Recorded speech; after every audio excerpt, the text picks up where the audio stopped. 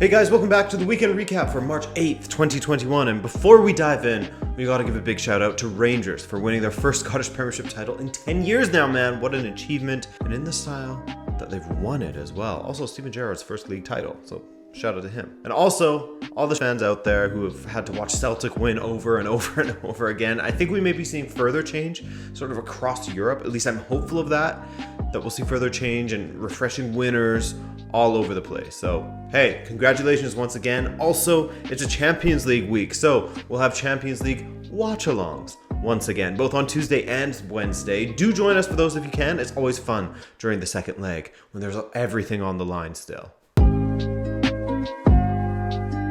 Over in Spain, the biggest match of the weekend was no doubt the Madrid derby, but we'll start with Barcelona versus Osasuna from Saturday on an exciting weekend for Barca supporters in which the presidential election took place on Sunday as well. Joan Laporta winning once again after his stint from 2003 to 2010, I believe. It seems as though Ronald Koeman, on the pitch we're talking now, has found the recipe recently as Barcelona have continued to look good with 3 at the back, and Messi continues to deliver. He got 2 assists in this win, setting up both Jordi Alba and Ilaix Moriba, the next youngster on deck at Barcelona, as we've spoken about in the past. A 2-0 win there, not a perfect performance as Osasuna will be disappointed they didn't score in this match, but Barcelona were deserved winners in my opinion. After Gabriel Paulista was in tears during an interview at the prospect of Valencia going down this season, Valencia got a positive result on Friday against what can now be officially classified as a struggling Villarreal side. It's just not happening for Unai Emery at the moment, as they are now winless in 8 consecutive matches, which is brutal form from them, but for Valencia, they actually got their second win in their last 3 matches as they beat Villarreal 2-1 this weekend.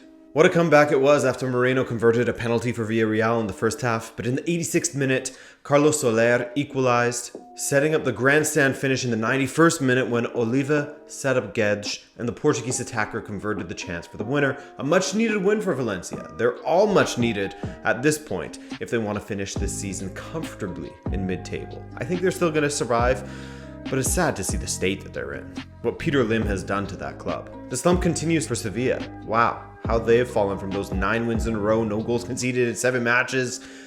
They look a different side now, even with Ocampos returning. They couldn't get a victory over Elche this weekend as they fell 2-1 away.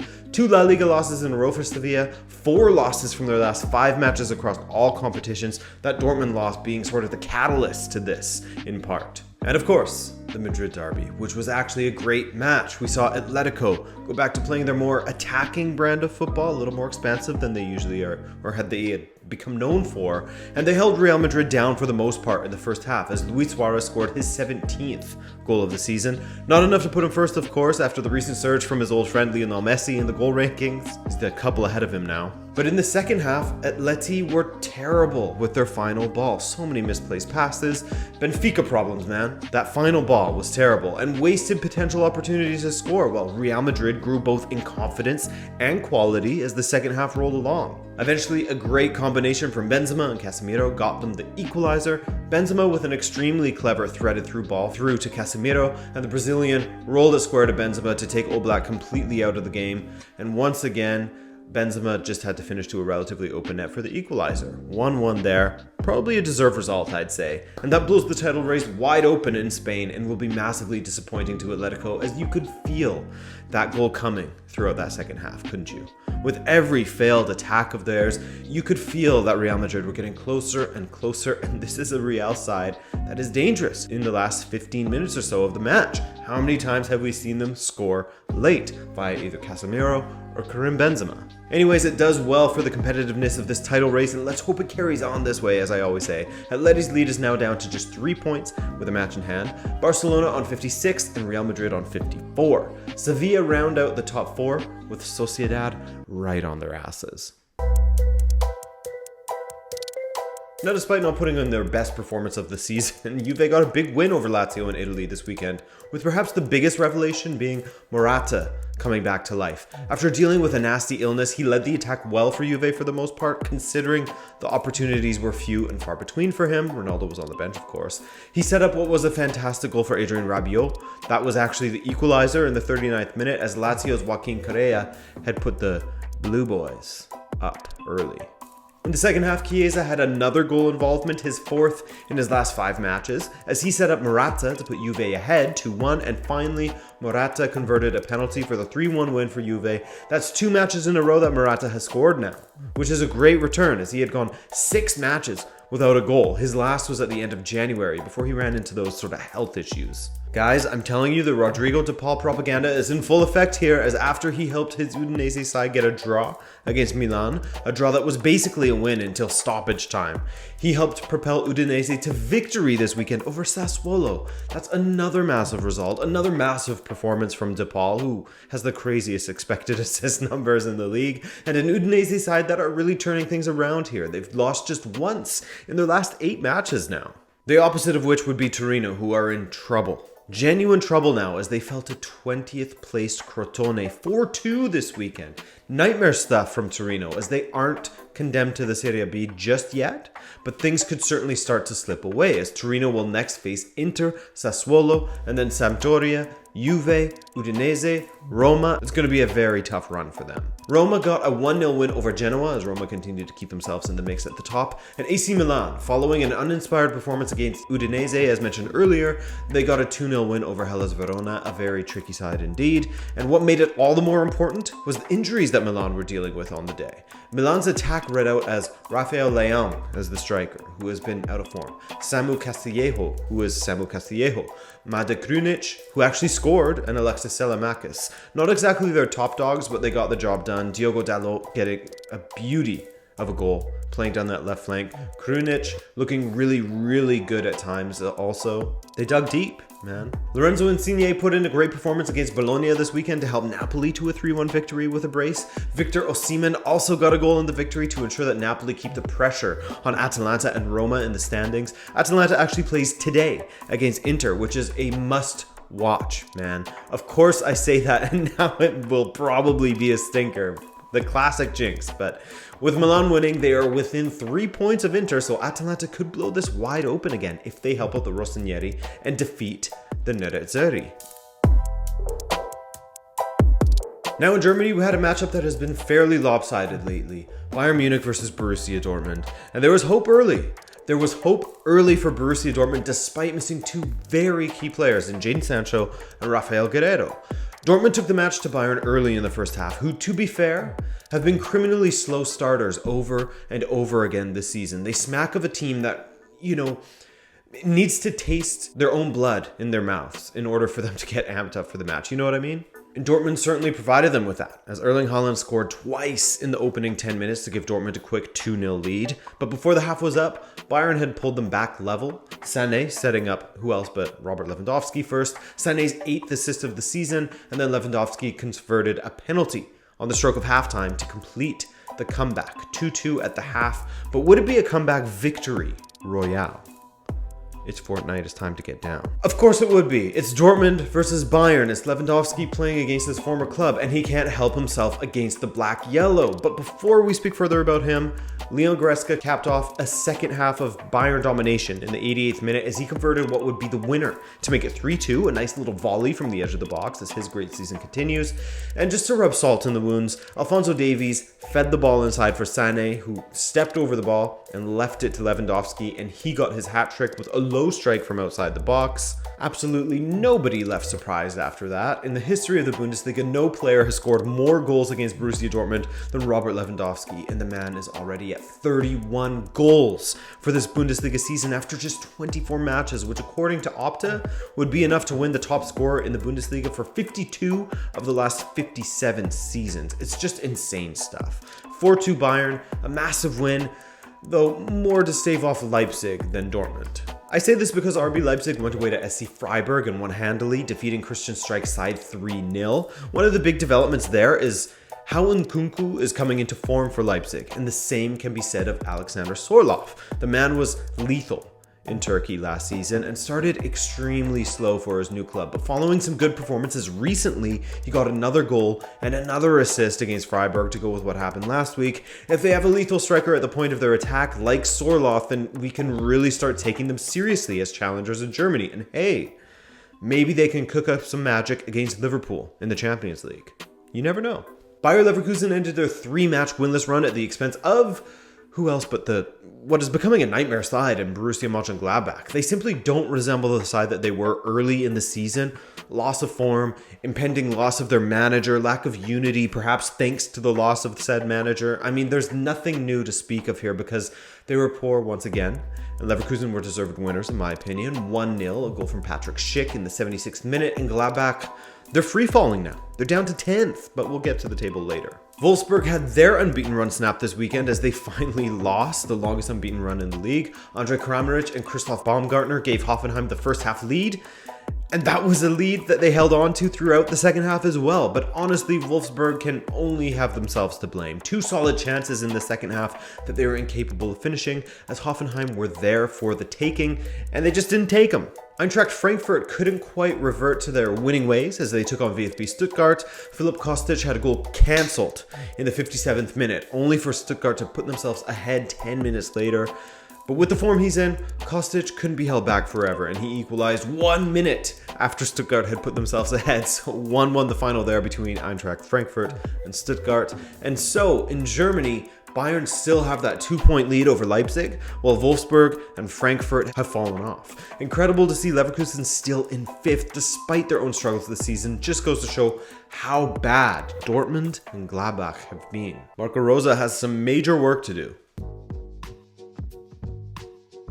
And given it was a cup weekend in France, let's check in on Portugal. Now, I don't know if you guys saw it, but last week I did a video on Sporting and how they are on track to win their first league title in 19 years now. 19 years! They played on Friday against Santa Clara and they held on to their undefeated streak while ensuring they'd have at the minimum a 9-point lead by the time everyone has played the round of 22 matches. By the time everyone's played 22 matches, sorry, can't speak. End of a long day here. In the first half, one of their talisman in Pedro Gonçalves got back amongst the goals, scoring his first in the last 4 matches as he sits on 15 goals for the season now, running away with the top scorer title. In the second half, it looked like Santa Clara was going to steal some points off of Sporting as they scored an equalizer in the 84th minute, but Sebastian Coates, the captain, one of their top performers this season, scored the winner for Sporting in the 93rd minute. 2-1 Sporting there. They just keep on rolling, man. One of Sporting's challengers in Porto also got a victory this weekend and also saw their top scorer grab a goal. They played away against Gil Vicente and they were leading just 7 minutes into this one. Matheus Uribe grabbing the goal while Sergio Oliveira scored his 10th in the second half for what was ultimately a comfortable win for Porto. Sergio Oliveira is now 2nd in the scoring standings. Passos de Ferreira heaped further pressure on Benfica as they are right on our heels in the standings. They beat Nacional 2-1 at home thanks to 2 very early goals from Luther Singh, the South African winger, scoring his 3rd and 4th of the season. But the second half was a spooky for them. They had to contain Nacional in that second half, who were definitely putting the pressure on as they tried to avoid their 4th loss on the trot. And despite pulling one back late, that's all they could muster. This is a team that is fighting against relegation, so they're going to be desperate. So 2-1, Passos de Ferreira. And remember, speaking of relegation, remember Famalicão, that team that you'd never heard of last season that was in first place for the first few months of the 2019-20 Primeira Liga season? Well, they are absolutely suffering their second season slump, man. They're in a relegation dogfight this season after ending up in 6th at the end of the 2019-20 campaign. This weekend they were trounced 3-0 by Boa Vista, the other Porto side, one of 5 Portuguese sides that have won the league title actually. That was a massive victory for Boa Vista as they jumped out of the relegation zone over Famalicão, at least for the time being. It's tight at the bottom in Portugal, as you can see. Anyone could go down with 12 matches remaining. And at the top, it's the same sort of story. Benfica and Braga don't actually play until today and tomorrow, respectively. But as you can see, Sporting's lead is at 10 points for the time being, as they are still undefeated in the league. Porto on 48 points, Braga and Benfica following suit. I guess it's not as tight at the top as it is at the bottom, actually. Never mind that. Sporting, they're kind of running away with it. Can they keep it up, though? We'll have to wait and see. The woes absolutely continue for Liverpool and England. Terrible stuff from them as they lose at home for the 6th consecutive time. The only time in their history they've won 6 matches consecutively at home. That doesn't just happen because of injuries. There's a lot more at play here. And they lost against Fulham, no less. What is happening here? I mean, the injuries are absolutely ludicrous, of course, as I sort of mentioned there. And they have caused a ripple effect throughout the squad, that's for sure. But this is now at the point where it's not just a team that has been hard done by when it comes to injuries. Surely they are good enough to defeat Fulham. Surely they have enough quality to do so. Granted, a Fulham side that is improving, I get it, but still, the players and manager at Liverpool are culpable to an extent as well. There's only so far that you can say that it's simply just injuries. There's still quality in that squad. 3 matches in a row that they haven't even scored a goal at home in the Premier League. Arsenal couldn't quite build on that great win over Leicester last weekend as they struggled against Burnley. That one finishing 1-1 as Aubameyang scored after just 6 minutes, set up by Willian for his 5th assist of the season in his 3rd consecutive match. 3 assists in 3 games. But Chris Wood leveled before the half was up and they stayed the same. Penalty shout for Arsenal late in the second half, but nothing given for Mr. Pepe. 1-1. For their part, however, Leicester moved past their midweek draw and the loss from the weekend against Arsenal with a 2-1 win away to Brighton. It required some late heroics, that's for sure, but they got it through goals from Iheanacho and Amarte. The second goal, the winner, coming seconds after Leicester had been denied a penalty. Southampton got their first Premier League win since January 4th, 9 matches and 8 losses later. They finally got a win this weekend against another rotten Premier League side. I'm sorry about that. I'm sorry to say that, Uncle Wilder, but Sheffield United. James Ward-Prowse scored a penalty in the first half. Nice to have him back amongst the goals again. In the second half, Che Adams stretched their lead to 2-0 to breathe a sense of relief into the Saints side that had been rocked by injuries as well. They needed that as they are now just 7 points above the drop. I guess Sheffield United needed it more, though. But yeah, both teams could have used a win. The Manchester Derby, what a false start for City, as their striker put in a striker's challenge, LOL, as all commentators and pundits like to say when a striker puts in a poor challenge. And I mean, they're not wrong. Gabriel Jesus bundled into Martial and gave away a penalty after 30 seconds or something like that. It was just a moment of madness from him. And Bruno Fernandes happily put that away, of course. It took City a while to get into this match, but things were pointing towards such as the first half rolled along. But in the second half, Lucas Chazinho ran down the left flank, pulling City defenders towards him, and after Rashford rolled the ball back to Shaw, he slapped it low past Ederson for the 2-0 lead at the Etihad for United. I mean, look, Sterling's miss aside, Foden not starting, and Aguero not coming on around the 50th minute or so like I thought he would. This always had that feeling that Solskjaer would take this one, given his form against City, against Pep. He's now won all 3 of the Manchester derbies at the Etihad in the Premier League. He seems to have Pep's number in that regard, and that's always going to be a feather in his cap, so to speak, but they need to find the consistency against the rest of the league if they're to be taken seriously as challengers. Their form in their last 11 matches across all competitions is fantastic, as they haven't lost. But they've only won 5 of those matches as well, you know?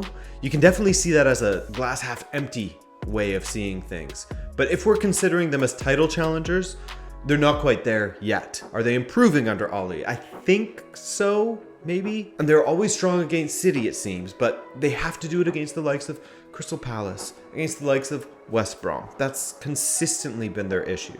Tottenham took on Crystal Palace and their attack continued in full flight as Gareth Bale can do no wrong at the moment with a further 2 goals for Spurs. Harry Kane, the most complete attacker in the Premier League, grabbed 2 goals, including an absolute banger, and 2 assists as well. I mean, they were stunning going forward. Also nice to see him and Son breaking the duo link-up record.